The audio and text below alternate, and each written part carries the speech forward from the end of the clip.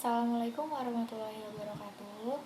Halo, perkenalkan nama saya Salsa Syara dari Universitas Airlangga, program studi destinasi pariwisata. Di sini saya akan menjelaskan excellent grooming dan recovery lainnya. Sebelumnya kalian tahu nggak sih apa itu excellent grooming? Excellent grooming merupakan penampilan diri dari seseorang yang terjaga dan selalu rapi, dimulai dari ujung kepala hingga ujung kaki, atau tindakan di mana seseorang terlihat bersih dan rapi, baik dari cara ia berjalan, berpakaian, dan sebagainya. Sehingga first impression atau first moment of truth menjadi sangat penting. Lalu selama pandemi ini yang serba online atau virtual, bagaimana caranya melakukan virtual grooming tersebut? Kalian tahu nggak sih apa sih itu pariwisata? Pariwisata adalah perjalanan dari suatu tempat ke tempat lain bersifat sementara, dilakukan perorangan atau kelompok sebagai usaha mencari keseimbangan atau keserasian dan kebahagiaan dengan lingkungan dalam dimensi sosial, budaya, alam, dan ilmu.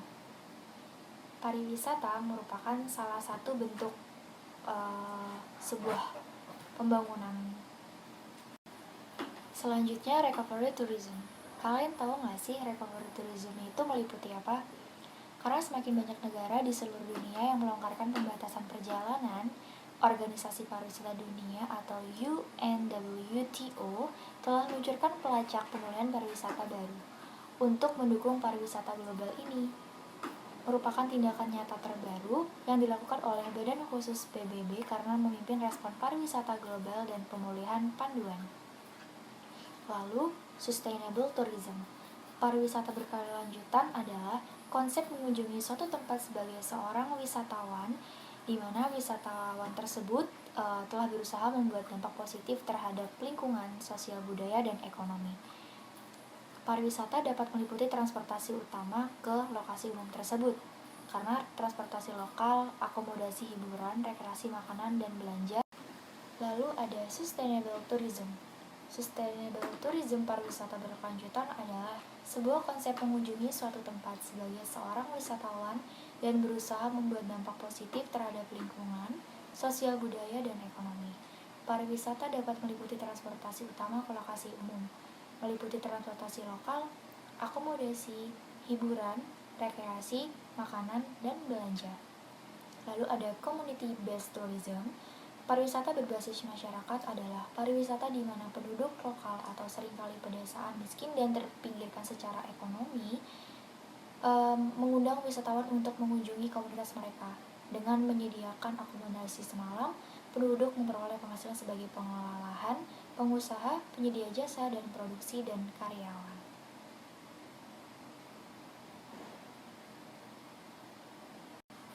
Kalian tahu nggak sih kalau pariwisata itu memiliki visi dan misi? Dan di sini saya akan menjelaskan visi dari pariwisata tersebut. Visi pariwisata Indonesia meliputi pembangunan kepariwisataan, di mana di seluruh daerah adalah sebagai destinasi pariwisata, yang mana destinasi pariwisata tersebut tidak hanya ada di perkotaan, tetapi juga di perdesaan. Visi pembangunan kepariwisataan daerah adalah sebagai destinasi pariwisata yang handal dan terkemuka di dunia, berdaya saing dan berkelanjutan, yang berbasis kearifan lokal untuk kesejahteraan masyarakat itu sendiri. Dan kalian tahu nggak sih kalau pariwisata itu tidak luput dari tenaga kerja? Karena jika ada destinasi pariwisata, pasti ada yang namanya atraksi wisata. Dan di dalam atraksi wisata tersebut meliputi tenaga kerja yang terampil di dalam budaya tenaga kerja itu sendiri. Dan tenaga kerja pariwisata yang terampil dan profesional ini merupakan kerja dari pemerintah yang mengantisipasi permasalahan yang akan muncul jika tenaga kerja terampil dan profesional tidak disiapkan melalui pelatihan-pelatihan. Karena tenaga kerja ini harus memiliki basic dan skill di dalam kerja di destinasi pariwisata tersebut.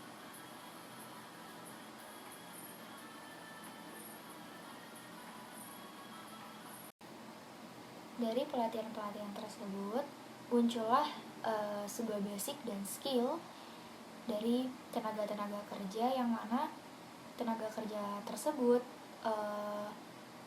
bisa menjalankan sebuah atraksi wisata sesuai dengan rancangan yang sudah dibuat dan ditetapkan. Karena sebab perusahaan di kawasan industri akan mengutamakan tenaga kerja yang memiliki keterampilan yang handal dan profesional. Kompetensi ini dimiliki oleh pekerja dari luar negeri, sehingga tenaga kerja lokal akan kalah saing.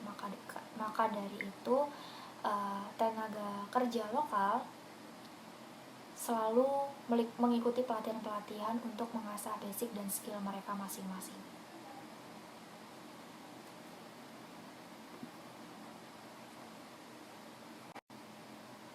Nah, itu dia nih penjelasan excellent grooming, sustainable tourism, recovery tourism, community based tourism, visi pariwisata Indonesia, dan tenaga kerja pariwisata yang terampil dan profesional.